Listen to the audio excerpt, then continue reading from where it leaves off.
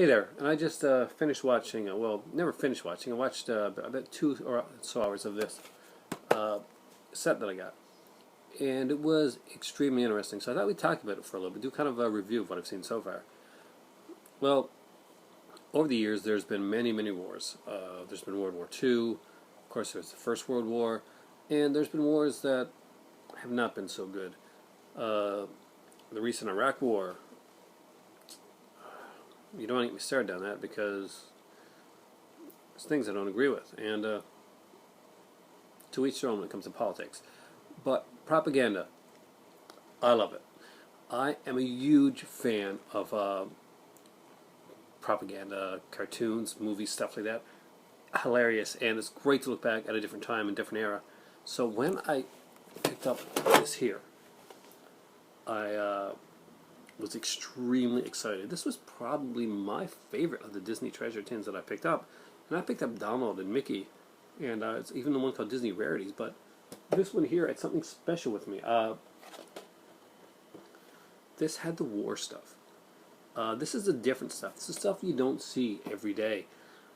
And just some really cool stuff. So I'm about 2 hours in, and I need a break because there's a lot of like really heavy-handed stuff. Now the set, as I've shown it before, but it comes with the art card for Walt Disney's short Fall In, which is a really good cartoon actually. Done in 1943. It was a great short, and this is the disc that I've been watching. Disc number 1. Just to let you know what's on it, and I'm going to give you my thoughts on it so far. By the way, I love this set. If you ever have the chance to pick up Walt Disney on the Front Lines, I highly, highly recommend it. It is a great set, and it's a great look back at a different era and a different way of thinking. And you know what? Not all of it's bad. There are some things in it that some people will perceive to be racist, I guess, and anyway, it's a product of its time and era, and you have to take it as such. But let's look at some of the shorts that I watched. See if we have the actual names of them here.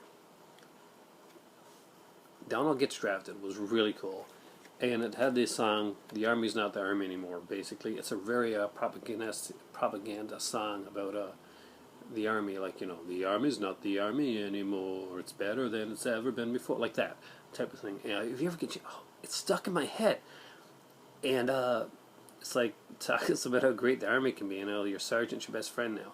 It's hilarious. It's great. The army mascot is it's Pluto, and it has basically Pluto wants to become the army mascot because the army mascot gets fed really, really well. So he accidentally pretends to be the goat mascot and gets a bunch of tin cans. Well, you should see it, really. Private Pluto has Chip and Dale. It's a really funny one. Fall Out, Fall In was really good. The old army games, some of these I won't remember by name. Home Defense, How to Be a Sailor, Commando Duck, The Vanishing Private, Sky Trooper. A lot of these are like Donald Duck and Pluto ones. Spirit of 43 I saw. Food Will Win the War. That's basically a propaganda one for the American Farming Association, where they talk about how it's hilarious, how food, like how much food there is in farms, and how people should put their money behind farms and stuff like that because they can help win the war. And there's also one on, there's a lot here on the buying war certificates, you know, the war bonds back in the day. And I better have asked me, did people get their money back on war bonds? I'm guessing they did, maybe. I don't know. There's one on malaria. You know, fight the evil of mosquitoes in South Africa. And and there's a lot of anti-Japanese sentiment in these here, and a lot of racial kind of slurs type thing.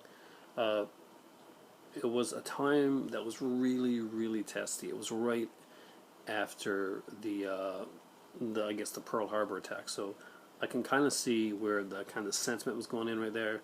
Not good to blanket a whole race with that, but it was a time, I guess, when stuff like that happened.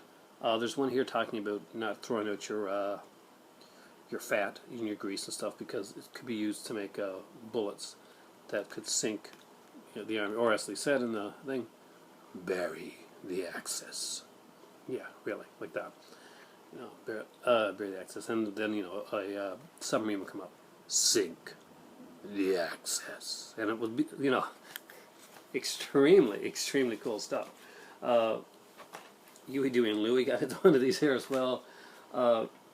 Actually, in the one with the fat, where you got to save your fat for the army, Pluto was was going to eat the bacon grease and stuff like that because that's what she feeds her dog. Okay, he's like, no, I don't want it, and he looks over at the on the mantle, and there's a picture of Mickey Mouse in an army uniform, and he realizes, and you got this look that Pluto sees it, is like, okay, if I eat this, they may not have Mickey may not have bullets and may die. Basically, is the kind of feeling you get. But the most horrific one that we watched was the Donald Duck one. It was hilarious too. Basically, Donald goes home late. He goes AWOL with a bunch of other soldiers, and he kind of sneaks home late. Sarge finds out, played by Pete, of course. And there's a big chase. And one section near the end of the movie, it looks like Donald's been cut in half, but it's the cartoon, so. But it looks like, there's two halves to this box. There's one half over there. It looks like it has his other half in it. And so Donald realizes he no longer has legs. Donald and Pete are like crying, and he's like, oh, he was such a good guy, and all this type of stuff. And he's like, oh no, he's crippled now. So Donald takes Pete's gun out of his holster, and he puts it to his head, and he's going to shoot himself, like to kill himself, because according to the message of this cartoon, if you lose a limb in the war, you're no longer useful, and you should probably shoot yourself, because now you're a burden. I kid you not, this is a real cartoon. So he's like, no, don't do it here, over in the bushes. So he's not even talking about. So yes, they're promoting suicide for people with lost limbs in the army. I shouldn't be laughing, but it is kind of hilarious when you really think that this was something that was thought was a good idea. Somebody actually said, yeah, this sounds like a great idea for a cartoon. People lose a limb, definitely. We got to feed enough now. I guess we're going to have to tell them to kill themselves. So anyway, so it turns out that Donald Duck actually hasn't lost his legs after all. They're in a hole in the ground. He fell in a hole and didn't realize it. And he's really happy because now he doesn't have to kill himself because he's still a productive member of society. Unlike those poor limbless people that apparently have to go into the bushes and shoot themselves in the head. That is Walt Disney on the front lines. And that's, 2 hours or so Walt Disney on the front lines. I've not finished the set yet. And I'm sure there's way more cool propaganda stuff to come.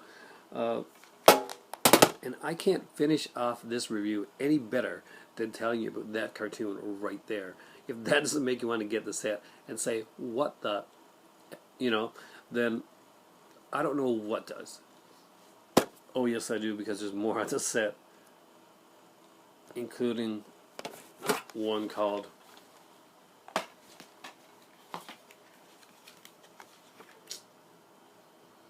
where's it at? Is it on the second disc or the first disc? Education for Death. That one I have not watched yet. I've seen it before. If any of you here know Education for Death, you know exactly what I'm talking about. If anyone hasn't seen Education for Death, YouTube it. Seriously. It's quite the interesting Disney cartoon.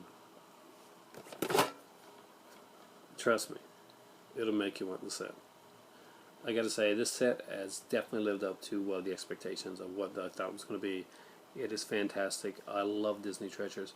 I'm a huge Walt Disney fan, and even after this, I'm still a huge Walt Disney fan. and I love this propaganda stuff. I'm a big fan of cheesy, bad stuff. I love stuff like Mystery Science Theater. I love propaganda, cheesy films, B movies, Elvira, just all those guys. They're the stuff that they did. It's my kind of thing. I love the cheesy B stuff. I'm the type of guy that will hear about something that sounds completely horrible. Night Train to Terror I bought on Blu-ray. The Room I'm going to buy on Blu-ray down the road, and it's because they're fun.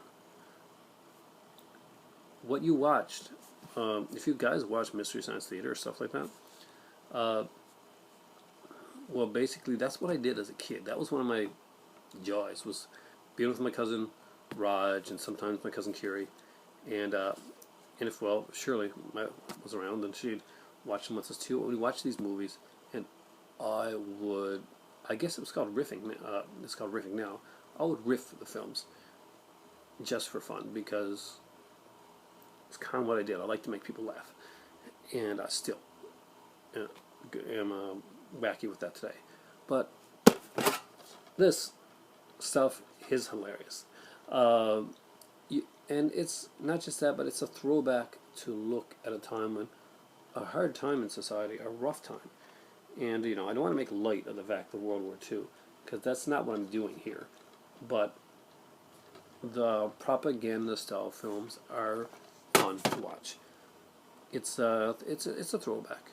And I hope you guys really enjoy it, because I really did enjoy watching this. And I look forward to watching more, but my better half was, after 2 or so hours of it, wanted a break, wanted to take a nap, and I'm guessing after shaking her head through at least half of it, she needed a bit of a rest. So thanks for watching, guys, and I strongly recommend the Walt Disney Treasures, Walt Disney on the Front Lines, because after all, guys, the Army isn't the Army anymore. For me right now, it's time for tea.